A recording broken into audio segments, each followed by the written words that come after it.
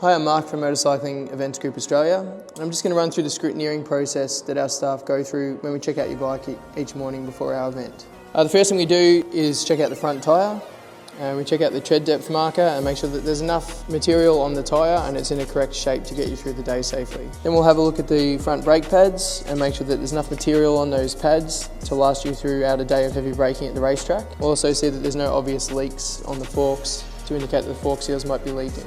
The whole time we're going over the motorcycle, we'll be looking at the bodywork and make sure that there's nothing loose and there's no sharp edges on that bodywork. Brings us up here to the front brake and we check that that front brake applies nice and correctly, doesn't come all the way back to the handlebar and works exactly how it should. We'll check the throttle and make sure that the throttle springs back to place. Often we'll see riders tie their motorcycles down by that handlebar and it pushes the throttle grip up to the mechanism here and locks that throttle on. We really want to see it spring back nicely.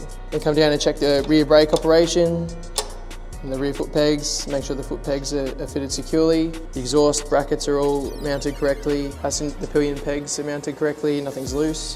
When we come around to the rear brake, we make sure that there's enough rear brake material to get you through the day. We check out that the rear tyre has enough material on it to get you through a day as well. Check out again any of that bodywork and make sure it's not loose, it's not likely to vibrate loose or fall off. When we come around to the chain side, we want to see that there is a chain guide fitted to the motorcycle, whether it is one of these original equipment ones or whether it is one of the racing shark fin style ones that fits below the swing arm. We want to check that there's enough or the correct chain tension for each motorcycle. You actually usually find a sticker displaying the correct chain tension on the swing arm.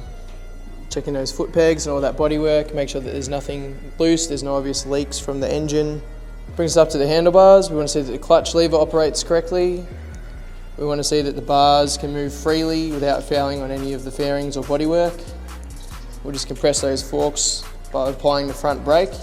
We also feel for any play in the front end to indicate excess wear on the head stem bearings.